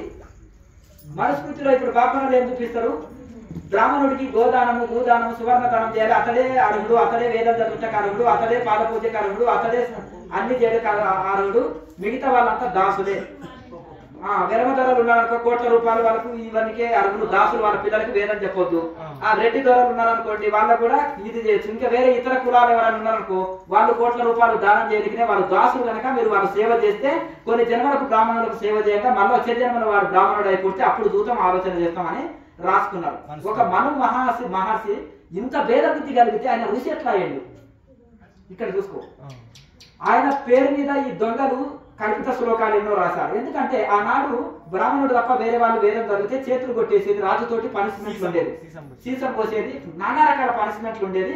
అది వాడు ఇష్టం వచ్చినట్టు రాసుకుంటాడు, ఆడింది ఆట పాడింది పాట, అర్థమైంది కదా, తను ఇష్టం వచ్చినట్టు రాసుకున్నాడు పిచ్చిగా. అందుకనే డాక్టర్ అంబేద్కర్ గారు దాన్ని ఏం చేసేసారు, తగలబెట్టాడు ఆ గ్రంథాన్ని. ఎందుకు తగలబెట్టాడంటే మనుస్మృతి అనేది సగం వరకు బాగుంది, సగం వ్యవహారం చెడిపోయింది. ఆ సగం చెడిపోయింది ఎందుకంటే వీళ్ళు కల్పిత శ్లోకాలు అందులో చేర్చబడ్డారు కనుక ఇట్లా కొన్ని శాస్త్రాల్లో కల్పితంగా నేను ఒకటే నీవు ఏ శాస్త్రం చెప్తున్నావో చెప్తా చూడు. ఆ యొక్క శాస్త్రాన్ని తీసుకొచ్చి నా ముందర పెట్టు. వేదమే శాస్త్రం కాదు, వేదం ఏదైనా ఉండాలి. 190 మంది ఖచ్చితంగా రాస్తాయి బాబు. దాన్ని ఇక్కడ చూడ, ఇక్కడ నా మాట విను. అదే భగవద్గీత వైష్ణవులు రాస్తే ఒకలాగా రాస్తారు, శైవులు రాస్తే ఒకలాగా రాస్తారు, శాక్తికేయులు ఒకలాగా రాస్తారు. మన వైష్ణవులు కూడా 4 రకాలు ఉన్నాయి తెలుసా? వైష్ణవం శ్రీ వైష్ణవులకు, తిరుపతిలో ఉండే వైష్ణవులకు పడదు. పచ్చ గడ్డి వేస్తే బగ్గుమంటారు. వీళ్ళకి మధ్వాచార్యులు పరంపర ఉంది, ఆ మధ్వాచార్య వాళ్ళకి అసలు వాళ్ళకు వీళ్ళకు పడదు. ఈయన ఒక ఆయన వైనామం పెడతాడు, ఒక ఆయన ఏది మన వి నామం పెడతాడు, ఒక ఆయన యు నామం పెడతాడు. ఇంకా వీళ్ళకే ఎన్నో ఘర్షణలు, ఏదో కొట్లాటలు, అసలు రభసం ఉంది. అంటే ఒకే విష్ణుమూర్తిని కొలిసే వైష్ణవులనే ఇన్ని భేదాలు ఉంటే ఇంకా మిగతా వాళ్ళని ఎట్లుంటుంది. కనుక ఒక్కొక్కరు రాసిన గ్రంథము వేరు వేరు ఉంటుంది. అర్థంగా నిజంగా ఒక ఋషి రాసిన గ్రంథం వేరే బుద్ధితో ఉండదు. అందుకనే తత్వదర్శన భగవద్గీతలో గురువులు ఎవరిని తీసుకోవాలంటే జ్ఞానినాం తత్వదర్శన. జ్ఞానులు అంటే శాస్త్రాలు చదివిన వాళ్ళని కూడా జ్ఞానులే అంటారు. జ్ఞానినాం తత్వదర్శన అంటే జ్ఞానులలో ఆత్మానుభూతి పొందిన ఒక ఋషిని గురువుగా తీసుకోవాలి. అలాగే శంకరాచార్య స్తోత్రీయం బ్రహ్మనిష్ఠంచ అంటే శాస్త్రాన్ని చక్కగా చదువుకొని తపస్సు చేసి, బ్రహ్మనిష్ఠ అంటే తపస్సు చేసి అనుభూతి పొందిన గురువునే తీసుకోవాలి. మన వేల ప్రశ్నలకు జవాబు తొలగిస్తారు. అర్థం కదా? కనుక లేకపోతే మిగతా వాళ్ళు సందేహాలు తొలగించలేదు. అర్థం కదా? అయితే నీవు అంటే ఈ విధంగా మనకు ఋషులనే ప్రమాణం తీసుకొని ముందుకు వెళ్ళాలి. కనుక మనం కన్ఫ్యూజ్ కావాల్సిన అవసరం లేదు. నీకు అంత నమ్మకంగా చెప్తున్నా కాబట్టి ఆ గ్రంథము తప్పుడు శ్లోకాలు చేర్చారా లేకపోతే అది ఏ కాలంలో వచ్చింది దాన్ని చూస్తేనే నేను చెప్పగలుగుతాను. అది అందులో ఆ గ్రంథం పట్టుకున్నాం. అది తీసుకురా. ఇప్పుడు మనుస్మృతి ఉంది అనుకోండి, అందులో చేర్చిందని నేను చెప్తున్నా కదా. నేను ఎందుకు మలయాళ స్వామి లాంటి మహనీయులు చెప్పారు, ఆయన కొన్ని గ్రంథాల్లో ఆవేదన చెందారు. నేను చెప్పింది మనుస్మృతి ఇందులో చేర్చబడ్డవి చాలా అని ప్రతి మహనీయుడు చెప్తారు. ఎందుకంటే ఒక బ్రాహ్మణులు చెప్పారు, బ్రాహ్మణులు రైతే అంటారు.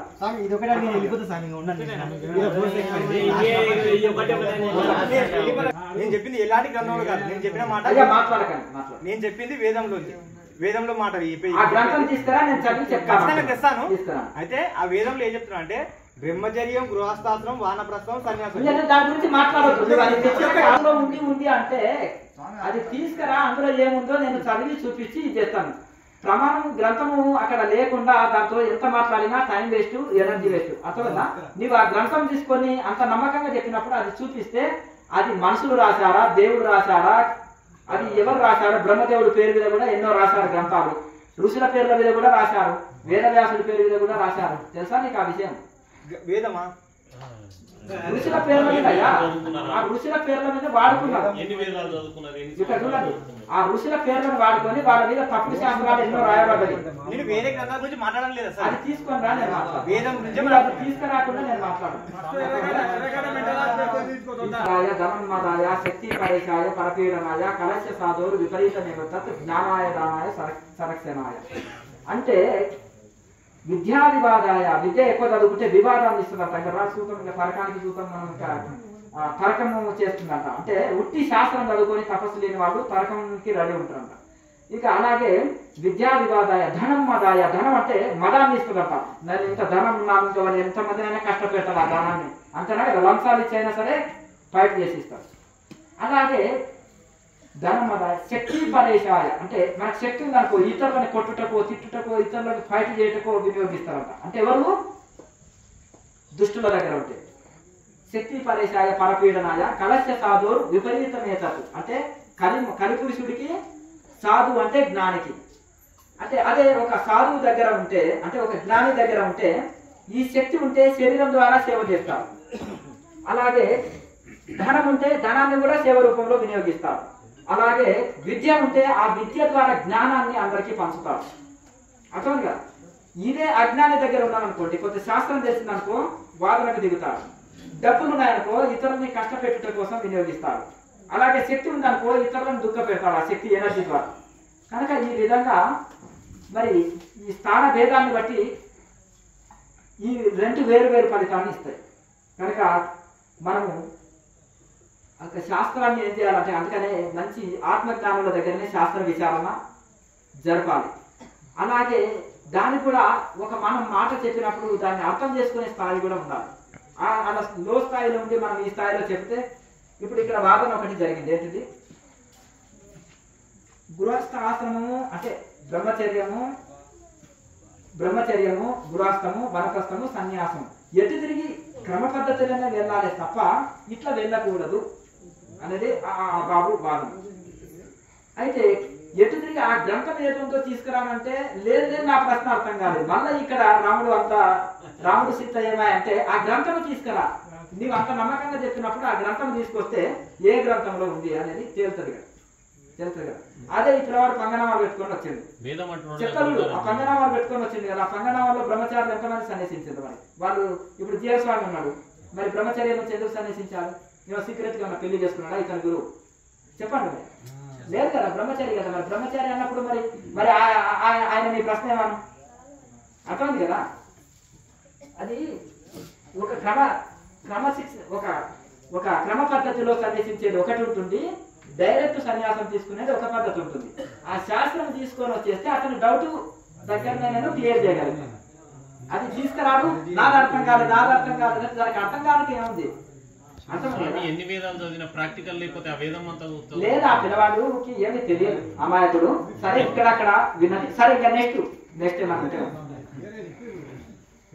అంటే ఆ పుస్తకము చూపించినప్పుడు అందులో ఏముంది అనేది డౌట్. వివేకానంద స్వామికి ఇది తెలియకనే ఇది చేసిందా? అర్థమైంది కదా. ఇప్పుడు మన కలిగి అతని టోటల్ వాదన ఏంటంటే పెళ్లి లేని మోక్షం రాదు అదేదో విన్నాడు కదా. అర్థమైంది కదా. అంటే అది వాదన కోసం మన తర్వాత సన్యసించాలి, అతన్ని గట్టి చేయడానికి వచ్చాడు ఇక్కడ. అర్థం కదా. ఇప్పుడు కలిపురుషుని ప్రభావాలు ఇప్పుడు ఎలా ఉంటాయి మన మీద? నువ్వు భాగవతంలోన చివరిలో చెప్పబడ్డాయి. భాగవతంలో చివరి అధ్యాయంలోన మొత్తము ఆల్రెడీ చూస్తూనే ఉన్నాం, ఇంకా తెలుసుకోవాల్సిన అవసరమే ఉంది. గతంలో ఒక 100 సంవత్సరాల కింద ఎట్లా ఉన్నది, ఇప్పుడు ఎట్లా ఉంటుంది అర్థం కదా. ఇంకా భవిష్యత్తులో ఇంకెట్లుంటుందో ఊహించుకోవచ్చు. జరుగుతుంది కదా, ఇప్పుడు కలియుగం మంచి బ్రహ్మాండంగా జరుగుతుంది అంతేనా కదా. 5-6 ఏళ్ల పిల్లవాడు కూడా సిగరెట్లు తాగుతున్నా తాగుతలేదా సిగరెట్లు? అర్థం కదా. అవునా? నేను ఈసారి హిమాలయ టూర్ వెళ్తుంటే నేపాల్లో పోతుంటే స్కూల్ పిల్లలు 4-5 చదివేటోళ్ళు సిగరెట్ పెట్టి తీసుకొని ఊదుతున్నారు గంగా కాడ కూర్చొని. ఏం చేస్తాం చెప్పండి? వైన్ కూడా తెచ్చుకొని తాగుతున్నారు. ఏం చేస్తాం మరి? ఇది కలి ప్రభావం ఇదే కనుక ఇట్లా ఇది పరిస్థితి ఉంది. మరి తెల్లవారుజామున 4 గంటలకే క్లాస్ ఉంటుంది, బెల్ కొడతారు, క్లాస్ చేయాలి అంతేనా?